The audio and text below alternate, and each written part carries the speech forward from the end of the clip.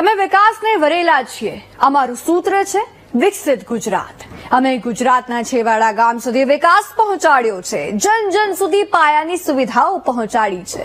સારું શિક્ષણ, સારી શાળા, સારા રસ્તા, ઘર ઘર સુધી નળ અમે પહોંચાડ્યા છે. આવું બધું તમે સાંભળતા તો ખૂબ હશો, ભરોસો પણ કરી જ બેઠા હશો, એટલે જ મત આપીને બહુમતી આપીને. પરંતુ ભાઈ, નેતાઓના ભાષણ પર આંધળો વિશ્વાસ ન કરવો, કારણ કે નેતાઓ જેટલું કરે છે તેના કરતા દેખાડા વધુ કરે છે, તાઇફાઓ જ વધુ થાય છે. વિશ્વાસ ન હોય તો બસ આ રિપોર્ટ જોઈ લો.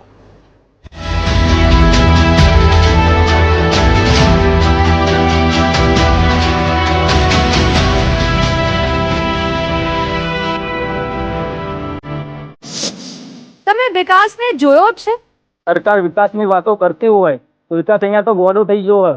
અમે 14મી સદીમાં જીવીએ એવી વાતો છે. સાહેબ, અહીંયા વિકાસ ક્યાં છે? અમે ધારાસભ્ય કિરીટ પટેલને અરજી આપી હતી, પણ તોય અમારો કોઈ વાપરવા તૈયાર નહીં થાય. વિકાસને જોયો હોય તો અમારું ઠેકાણું બતાવજો. હો, આ અમણ પૈરાય તો આ ટીચર વથવા આવ્યા. લાગે છે આ ગામના લોકોથી વિકાસ નારાજ છે.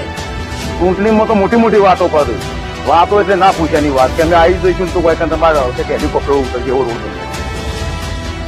પગ કીચડમાં, ખભા પર ભણતરનો ભાર, વિકાસનો પથ દેખાતો નથી. આ છે વિકાસશીલ ગુજરાત, જ્યાં છેવાડાના ગામના વિકાસની વાતો થાય છે, પરંતુ વાસ્તવિકતા તમારી નજરો સામે છે.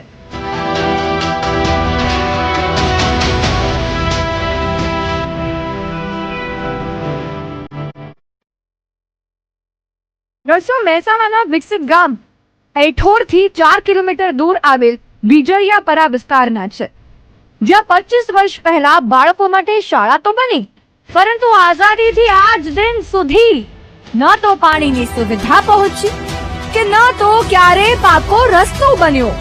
પરિસ્થિતિ એ છે કે ચોમાસામાં આ કાચા અને કીચડવાળા રસ્તા પર ભરાયેલ પાણીમાં ગામ લોકો અને વિદ્યાર્થીઓ ચાલવા મજબૂર છે. અહીંયા બાળકોને રોજ શાળામાં મૂકવા લઈ જવા મૂકવા આવીએ, લેવા આવીએ તો અમારે પાણી ભરી જાય એટલે બહુ તકલીફ છે અમારે. એટલે પાણીમાં કરીને પાણીમાં ચાલીને જ આવવું પડે. કેટલા ટાઈમ થી આવો છો? લગભગ આપણે સ્કૂલ થી ચાલુ થાય એટલે સ્કૂલ બંધ થાય ત્યાર સુધી આવવું જ પડે, લેવાનું મેળવાનું. ઘરની કે વસ્તુ લેવા જવું તો પાણી તકલીફ પડે.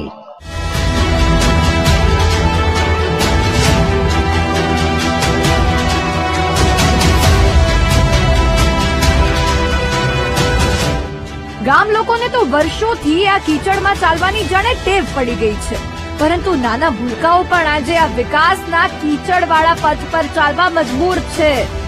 અરે, શિક્ષકોને પણ આવી જ રીતે ચાલીને સ્કૂલ સુધી આવવું પડે છે. આનાથી વધુ વિકાસ શું હોય? મને અહીંયા 2005 થી હું આવી છું અને 20 વર્ષ જેવું અહીંયા થયું, પણ રસ્તાનો બહુ જ પ્રોબ્લેમ છે. અહીંયા ચોમાસામાં તકલીફ કેવી પડે શિક્ષકોને? ચોમાસાની અંદર તો બહુ જ તકલીફ પડે છે. ઘણી વખત પાણીની અંદર પણ અમારે સામાન ઊંચકવો હોય, સ્કૂલની અંદર લાવવો હોય તો બહુ ઊંચકીને લાવવું પડે, અને ઘણી વખત સ્કૂટી પણ અમારે પડી જાય, એટલે બહુ જ તકલીફ પડે અમને. કેવી રીતે આવો છો અહીંયા સ્કૂલ સુધી? અમે ચાલીને જઈએ, બહુ વરસાદ હોય તો ચાલીને આવીએ, બાકી તો અમારે સ્કૂટી આવે. 1960માં વસ્યું હતું બીજળિયાપરા ગામમાં 600 થી વધુ લોકોની વસ્તી. ખરાબ રસ્તાના કારણે 108 પણ નથી આવતી ગામમાં.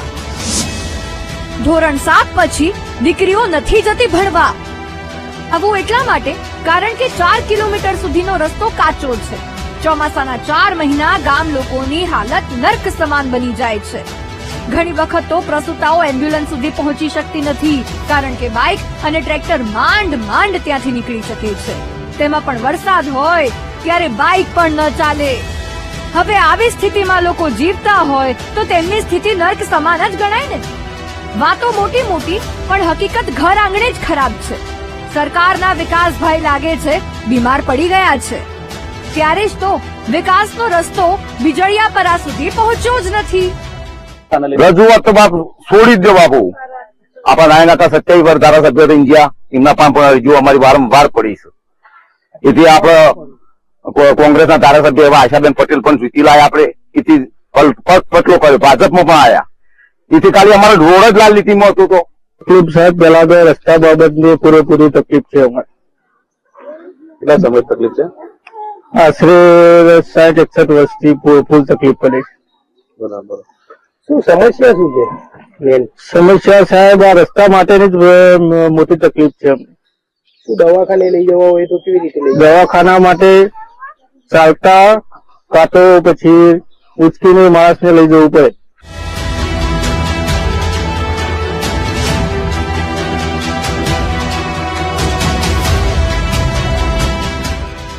અહીં સીધો સવાલ વિકાસશીલ સરકારને અમે પૂછવા માંગીએ છીએ કે કેમ આઝાદીના 75 વર્ષ પછી વીજળિયાપરામાં વિકાસ નથી પહોંચ્યો? પાકો રસ્તો લોકોની જરૂરિયાત છે, છતાં સરકારને આ કેમ નથી દેખાતું? લોકો કીચડવાળા રસ્તા પર ચાલવા માટે કોના પાપે મજબૂર છે? ધારાસભ્ય અને સાંસદને કેમ અહીંના લોકોની વેદના નથી સમજાતી? લોકો કહે છે રજૂઆતો કરીને થાક્યા, પણ વિકાસ અમારા સુધી નથી પહોંચ્યો. ત્યારે આશા રાખીએ કે વિકાસને વરેલી સરકાર વીટીવી ન્યૂઝના રિપોર્ટને જોઈને વીજળિયાપરાના લોકોનો અવાજ સાંભળશે. Sudhir Parekh, VTV news, Mehsana.